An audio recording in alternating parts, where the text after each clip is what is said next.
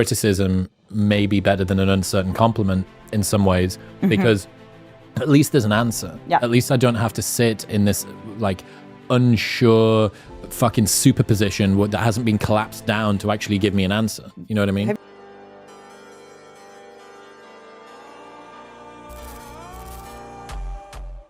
Yeah, well, we're just so untrusting, and rightly so, and so very skeptical of lots of people.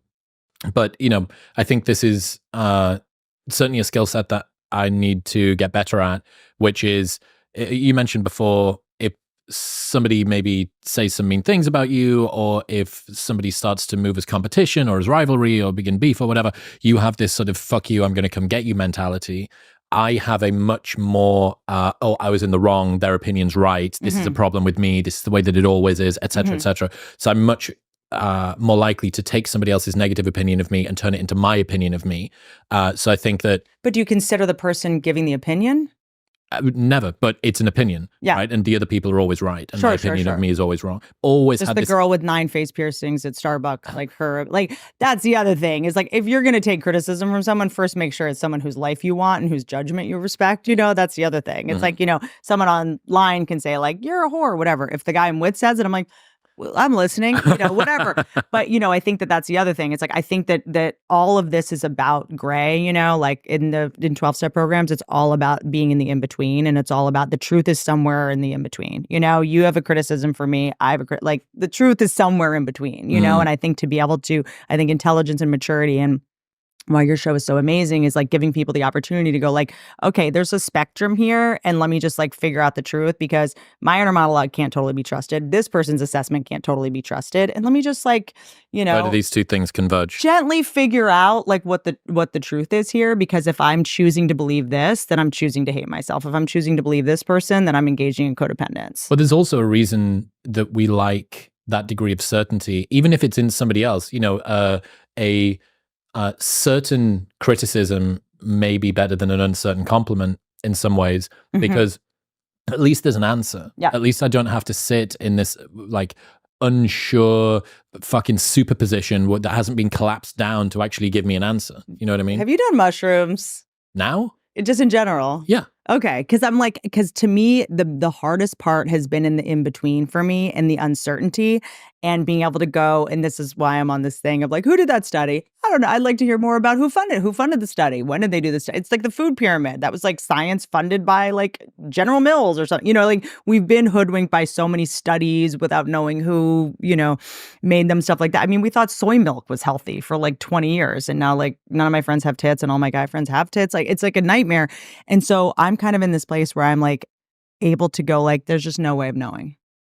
There's really no way of knowing, you know, and being able to surrender to that is kind of this like really freeing thing, you know, because I feel like I get my emotional safety from, no, this is the truth, you know, and in what world would I have the truth? Like in what universe would I have the truth, you know? So I think to be able to sort of like liberate yourself from like needing to know the answer right now, you know, because it's like, hopefully I'm going to be a different person tomorrow. Hopefully I'm going to change my mind every day, because that means I'm going to be smarter every day. I hope I'm not the same person in 5 years. When people are like, you've changed, I'm like, I would hope so.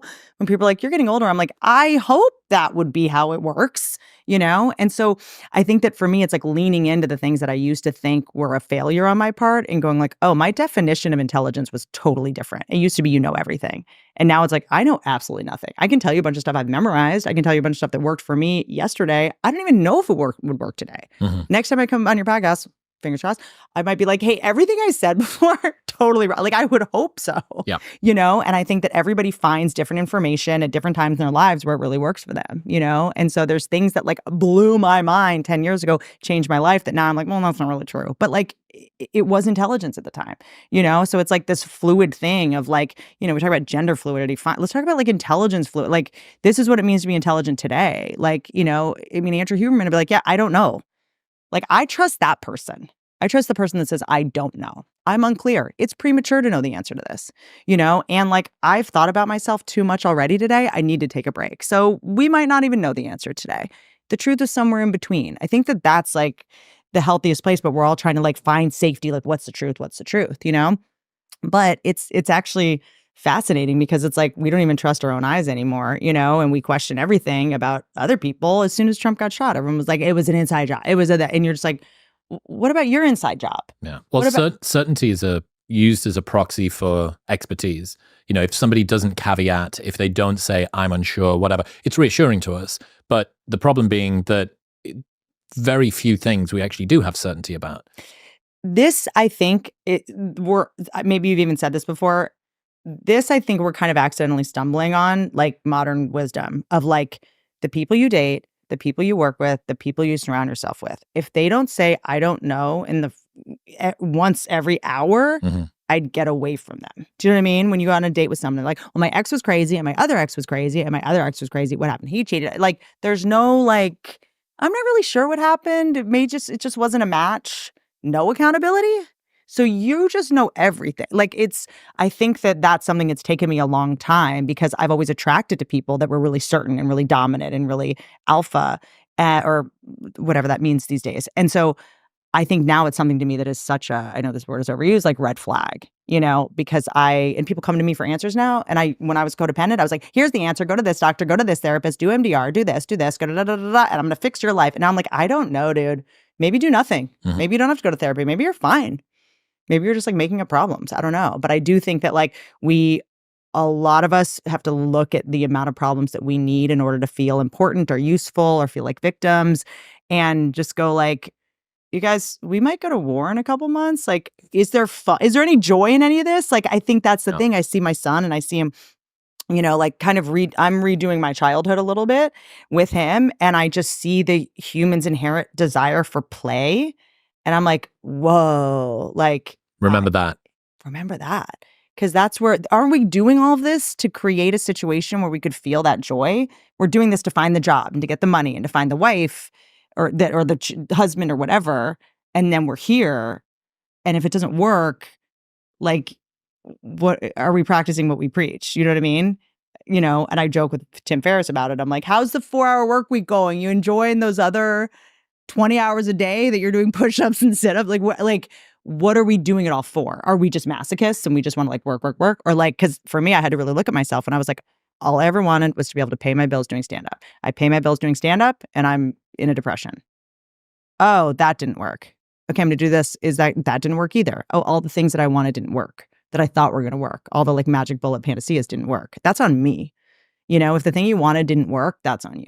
And so I think that's what's really helped me with the codependence thing. What book did you read? Codependent No More? Yes. That's a good one. And I think that you talk about this a lot, like, sons that didn't have fathers around. I know that's a big thing because you become codependent with your mom's feelings, or dads that were around that didn't approve of you. You're codependent trying to make your dad think you're perfect, whatever. It's not just broken homes. It's not just alcoholic homes, and I don't think there's anything wrong with wanting to be the best that you can be. But codependence is like the diminishing marginal returns of, like, you're so obsessed with being perfect that you're actually paralyzing yourself. Something I love that I always try to remember is, like, perfectionism leads to procrastination, which leads to paralysis. So if you're the person who's like, I can't start that podcast because I don't have the perfect art yet. Like, I can't start that relationship because I don't have my finances perfectly in order yet, whatever. That's when it actually starts to be debilitating. And I think it's like everything that we're talking about is like, what's the level? Know yourself. What's the level that's helpful? And when does that bell curve, when does it start becoming hurtful? Mhm. And I think that's all of this. This all or nothing thing of, like, is not the way to do it. How much codependence helps, and then when does it start backfiring? Like, all of the maladaptive behaviors, like, that I learned as a kid, we call them character defects, but I sometimes like to call them superpowers, because it's like, if you have alcoholics, that raise you, you're trying to figure out their moods and stuff. Sometimes that comes in really handy when you're in a business with a bunch of, crazy people. Like, I know how to manage them, but then I can't go, oh, I'm going to marry this person because I know how to manage them. You know what I mean? So it's like, you have to know when to pull those weapons out, when to put them away. Self-criticism. When I'm on stage, I am an absolute savage bully to myself. You are a piece of shit. You fucking, messed that joke up. You should have gotten applause right there. They're paying me money.